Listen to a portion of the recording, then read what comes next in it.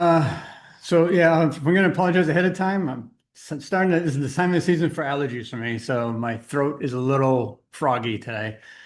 And as far as the Q&A part, Jason, I'm going to rely on you to, if there is something that comes in, let me know, please. You got it. All right, thanks. Again, thank you. Welcome to the webinar. I'm going to talk a little bit about some testing strategies for Wi-Fi 7. Wi-Fi 7 has been around for a little while now. In fact, it's been around so long that we're already talking about Wi-Fi 8. So that's kind of the clue that Wi-Fi 7 has been here for a while. I did another webinar.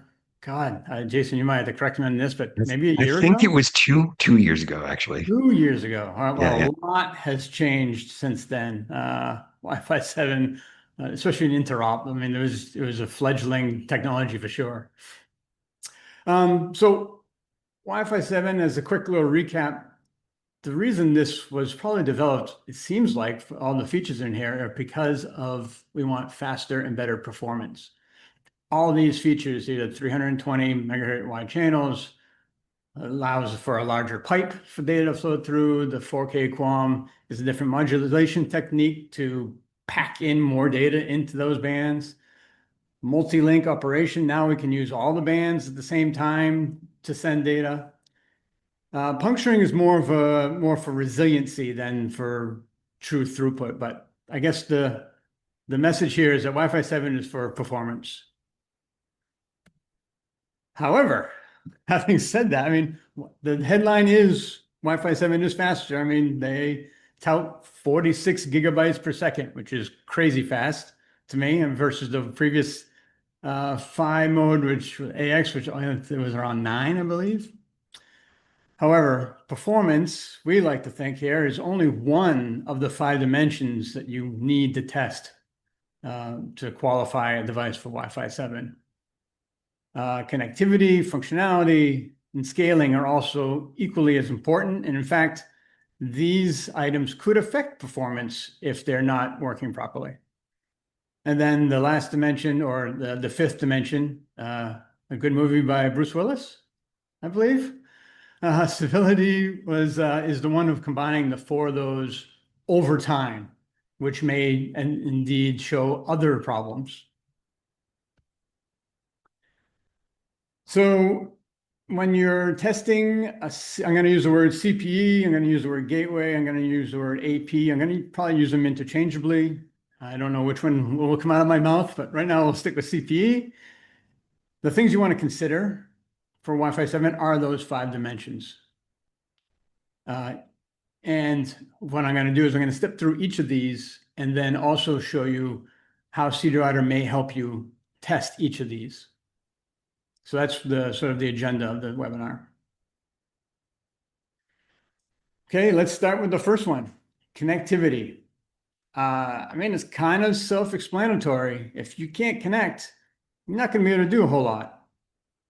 You can't, there's no sense in, you're not going to send any data if you can't connect. So this is definitely a key area for testing. This is where things like MLO itself and security, these are the types of things that you would want to test in relation to connectivity. So going into talking about security, there are 2 security methods for Wi-Fi 7 specifically. There's WPA3 personal and OWE or enhanced open, depending on whether you're talking IEEE or Wi-Fi Alliance. These are both not required for, they have been around before Wi-Fi 7, so this is not strictly for Wi-Fi 7. And there are also, but they are necessary for Wi-Fi 7. Okay, so let me step back and say that again. So for WPA3 personal, it's really the replacement for WPA2. There's things you have to test for SAE handshake now. You want to have the ability to test for transition, because not all your client devices will be WPA3, so you need to be able to handle both WPA2 and WPA3. The same goes true for enhanced open. There's just regular open, and then there's enhanced open. So you need to be able to test the coexistence of both. how CWNA would help you test this connectivity is that we have the options to configure a client however you want. In other words, one you can have to do SAE for WPA3. We can set something to OWE. And we also have SAE extension, which is specified in WPA3, the WPA3 specification for MLO links specifically. So CWNA allows you to create clients so you can connect to your device using these security methods. The most important, or actually the key test, or the surprising test, is start in CWNA. So this is the first test that gets run before your test package. And this is all about getting your device connected to both the WAN and the LAN. It's a great connectivity test all by itself. So here's just an example of a log of a client connecting to a device using OWE. Note that in OWE, there is an ePOL key exchange, because the difference between regular open and WE and OWE is that there's encryption involved with OWE. In addition to the start tests, just recently, in the last version of CWNA, we added WPA3 specific test cases. So some of these tests will just examine the beacon that arrives from the DUT. See, I'm going to use DUT, CPE, gateway, or AP. So the beacon will come in and we'll examine it to make sure that it's advertising the right things. Other tests will disconnect and then reconnect with a different method to make sure that those things work. So CWNA allows you to test both through the start test and through these WPA3 test cases, your WPA3 implementation. All right, let's talk a little, excuse me for a second. Yeah, it's getting to me. So let's talk about MLO. This is one of the major features in Wi-Fi 7, and it's the ability to use multiple bands at the same time, or at least have them available. And it's specifically I have here in this diagram, between an AP MLD, which is a multi-link device, and a non-AP MLD, which could be a client or another mesh node. So that's why it's not just a client, it's a non-AP MLD. The type of MLO that you'll use depends on a couple of things. One is how many radios are available. Most client devices only have a single radio. So the method there is this MLSR, which is multi-link single radio, or eMLSR, which is an enhancement on top of MLSR, multi-link single radio. If you have multiple radios, then you can use multi-link multiple radio. And this is where the speeds will really come into play. You can do this, there's a technique on top of it called STR, simultaneous transmit and receive. And this is where traffic can flow in both directions on different bands at the same time, or they can all flow in the same direction to sort of have an aggregate. Again, this is more for backhaul than it is for client to AP, because clients will only have the one radio, so they can't take advantage of that technology.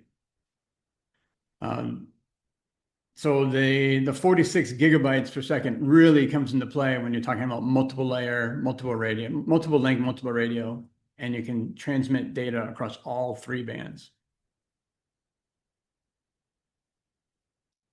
CWNA can help, again, with the start test. You can show that you can connect to a device that is capable of MLO.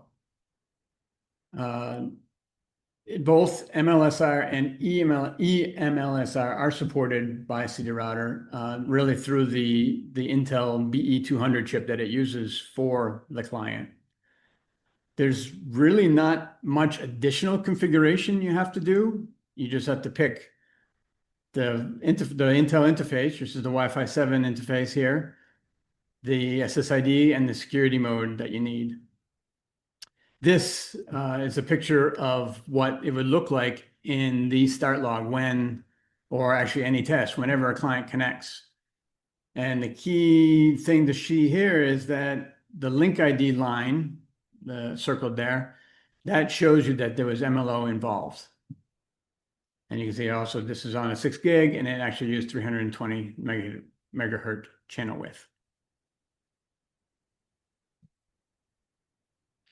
In addition to the start test, we recently added MLO specific test cases. So these do test specific behavior of MLO. So again, these will sort of check the beacons as they come in. They'll disassociate and reassociate on different bands, making sure that you can connect on other bands, forcing those. Because typically the decision to pick which band is done at a lower layer in the stack. So in start, you don't really have much control over that, but these tests change that. And they allow you to connect on a different band. We don't have a way to really test the difference between MLSR and eMLSR. That sort of like just happens naturally by the card itself, depending on whether the AP advertises it or not. So that was connectivity. The next dimension that we should talk about is functionality, because believe it or not, CPE, an AP, a residential gateway, whatever, does more than just forward data. I remember when I first started here, God, I don't want to say, I think 12 years ago or so, I was surprised at how much. I was gonna make a joke at the beginning that how long I've known you, but can't pronounce your last name correct. Oh, well, that's fair. I don't think many people can. So I was surprised from the very beginning how much traffic and idle CPE sends on the WAN. Like it's doing lots of things besides just forwarding data. I mean, some things are obvious, like it's trying to get an address on its WAN. It's giving out addresses, both v4 and v6, to clients on the LAN. They're coming and going. It's worrying about NAT. It's worrying about DNS forwarding or caching. So it's a lot of stuff that goes on just besides performance. So functionality is important. Seed router. This is Seed router's bread and butter. This is really the foundation of what Seed router was built on. It was functional testing. Thousands of tests can be run. And the difference here is that now you're making sure it works over a client that connected via Wi-Fi 7 or over an MLO link, but the same functionality has to happen as would happen on a 802.11n or Wi-Fi 4 client. So from a Seed router perspective, there's nothing really new here, but it's important that all the existing tests work over a new connection type.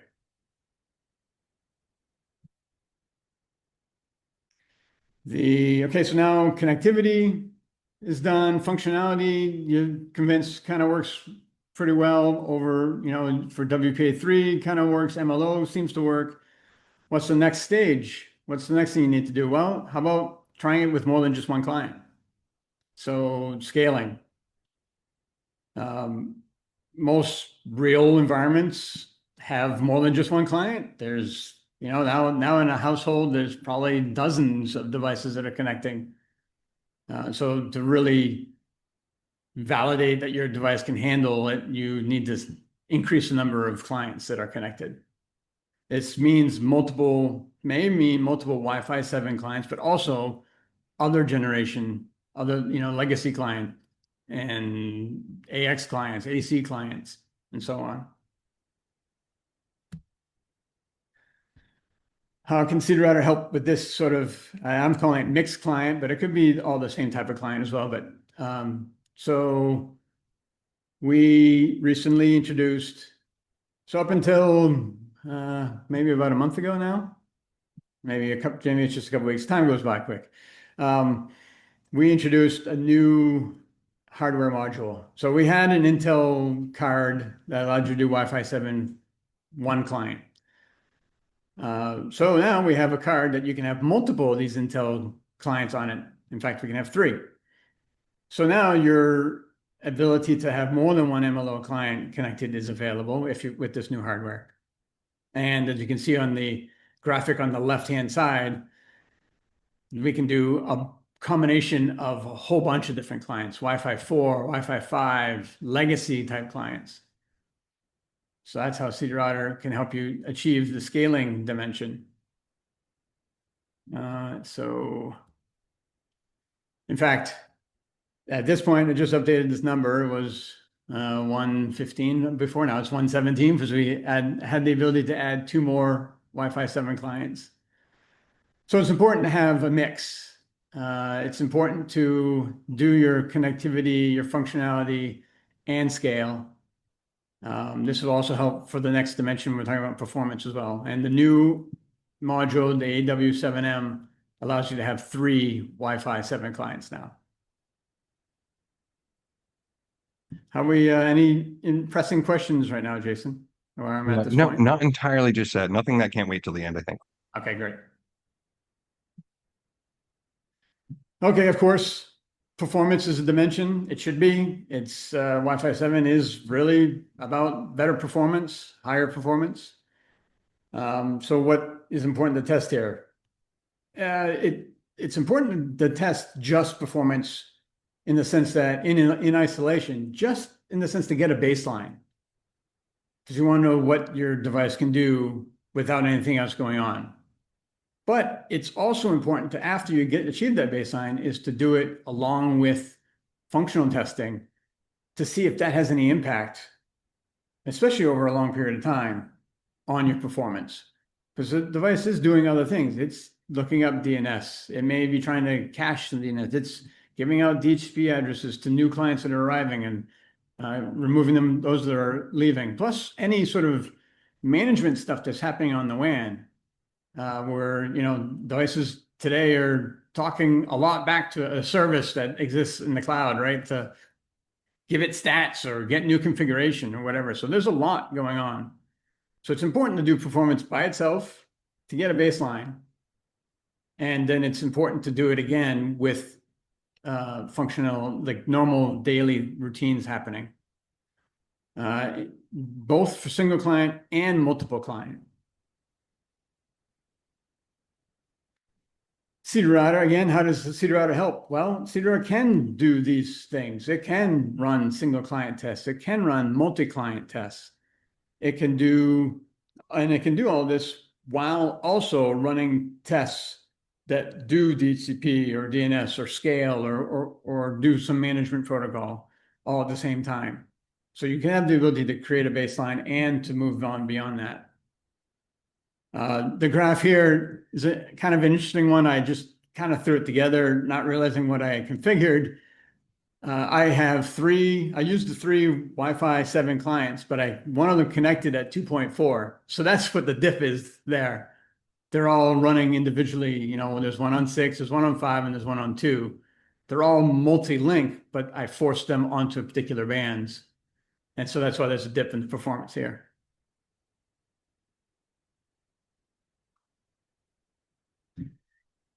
Okay, you have connectivity, functionality, scaling, performance. Well, what's next? Stability, right?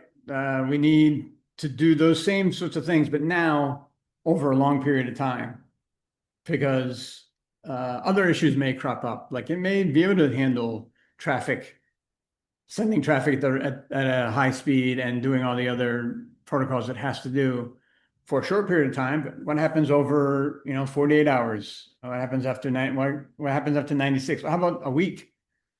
Are there memory leaks? Are there things that just go wrong after a certain period of time? So stability, that's what we mean by stability. Again, CWNA helps you do this because you design the test packages. You've already designed them. Maybe have a mix of performance and functionality together. Now just repeat it. So there's package options available in CD router to run it 100 times, run it forever, like until you want it to stop. Jason, well, so this is how you would do it, sort of the way we do it now is, okay, Literally right now. this is like we create a package and then we kind of say, okay, let's just loop this forever. But I Yeah, can tease stability. you absolutely can. Yes, yes. Yeah. So we actually took this to the next level. There's a stability expansion coming soon, which is focused on stability. So you don't have to build it this way. You actually run a test that is a stability test to help you check for memory leaks or things that just go wrong with it. It checks performance over time. So it's all built into a single or suite of tests, I should say. Is it out today? It is. If you were interested, I'll talk a little bit Okay. more about All that right, at the cool. end. Yeah, yeah. Thank you. All right, so those are the 5 dimensions. Those are the things that you really kind of need to do: performance, functional, like all of them together, and then do it over time. And what CWNA also can help you do is do this in a repeatable and automated way. So you have the packages defined, you have your devices connected, and now you can integrate this into a CI/CD, so that you can test new firmware right away over the same packages that you had validated earlier. So this is taking the 5 dimensions and now just automating it. And the reason you would do this, obviously, hopefully you can catch your issues earlier. You can see if there's any regressions. And what we want this to do is to help you find issues before you deploy, right? Because I guess, I haven't experienced, I don't know firsthand, but fixing things after they've been deployed is a real hassle and costly. So this is one way to build your confidence before you get to that point. This is how you would qualify a Wi-Fi 7 device. I think, I went the wrong way. That's Right. That's what I have. Thank you, Brian. And yeah, so if anybody has any questions, please do put them in the control panel box. I know we had a few of them. Before I do go into the rest of the questions, so Brian mentioned our stability and memory expansion that's coming soon, in literally in a few weeks. And what's magical about that is, in addition to, so in the process of us focusing on stability testing for so long, we've sort of learned what the best practices are and what the baseline test cases should be. And so we've made that way easier to do that in the stability memory expansion. But the huge power of the stability memory expansion is that if your device supports a management protocol like Tier 69 or USP, and supports the data model objects that let us read, CPU status and memory status and things like that. We've built test cases that will actually monitor your device's stability while those test cases are going, and it's very cool. Tim showed it to us a couple weeks ago, and it's very cool. So be on the lookout for that. We've already, so if you're a customer on our mailing lists or whatever, you probably have seen an email go out about that. So if you have questions about that at all, definitely email sales@qacafe.com, and we can get you started now. Even if it's coming out in a few weeks, by the time those conversations happen, it's I ready didn't to go. realize you had sent something out already. So I Yeah. wasn't giving a scoop. It's there. We just the final polish or whatever. And then these two guides, I put them in the chat. These are really, really what we base a lot of our philosophy on. The first one is Wi-Fi focused one. It's a best practices guide, and a lot of what Brian talks about in here is in there. Not necessarily Wi-Fi 7 specific, but the overall strategy. And then the other guide that I put in the chat was our larger automated test strategy guide, which is sort of almost like, it's our day one. Okay, what if you have a CPE, you want to test it? What are the things you should think about? So definitely take a look at that. And then this other QR code here, if you want to request a demo of CD Writer for Wi-Fi at all, feel free to go and fill that out real quick. A couple of the other questions that are coming in right now. Um, do, do, do. Oh, this is good because I realized we didn't touch on this, but I think it's good that we did because it's a good that we didn't because it's a good question. For the functional dimension, how do we test managed Wi-Fi, right? So how do we incorporate TR69 and USP into the Wi-Fi behavior Oh, tests and getting those results? right, right. I did kind of, I was focused more on the client side No, no, yeah. here for sure. Um, yeah, no, there are tests as well that basically through USB or TR69 will configure, I mean, test it, configure the device and then verify that the configuration took place, right? So set an SSID and whatever parameters you need, and then use a client to connect to that AP after you've done it. So those types of tests are definitely within Cedar Router's realm. Great. Oh, and for the RVR, can you talk a little bit about the attenuator option that we have? Right. So we do have some, there's another expansion called range versus reach. So yeah, no, that we sell an attenuator and cables that go with it that allow you to attenuate the signal of your client so that you can test, sort of this basically simulating a client getting closer and further away from an AP.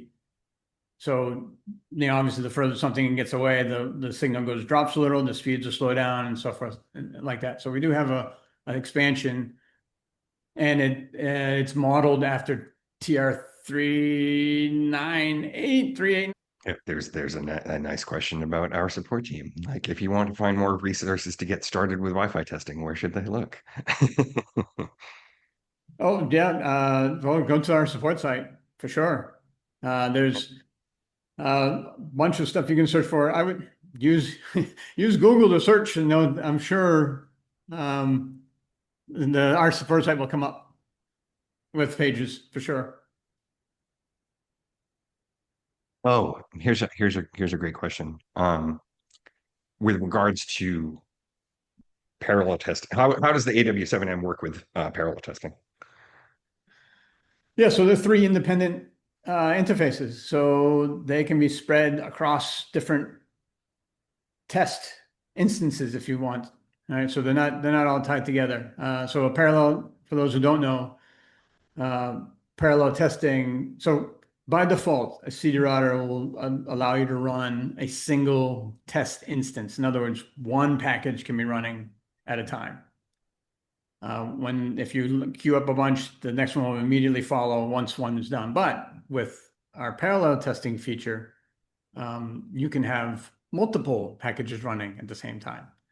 So as long as there's no crossover of interface cards. So in other words, if you have one of the Wi-Fi 7 cards or chips being used in one test run, it can't be used in any others, but you can use the other two in another test run. Cool, cool. All right. Do you have any other final thoughts? If there's any other questions that want to come in while we're wrapping up, please do. I will interrupt Brian at any time. It doesn't bother me. Yeah. Any final thoughts? No, but not really. Just I think the key takeaway was performance is very, very important, especially when you're talking about Wi-Fi 7 in particular. But don't forget that there's other things that the CPE does, and don't ignore those. And definitely get to the stage where you can get to stability testing and automation. That would be and we should strive for that, I think. Mhm. And we've seen it happen in real life. There's been some wacky stuff. Like, Yeah, I mean I mean the reason we're pushing it so hard is that we've seen a device handle a giant test package of functional testing and performance testing and run just fine.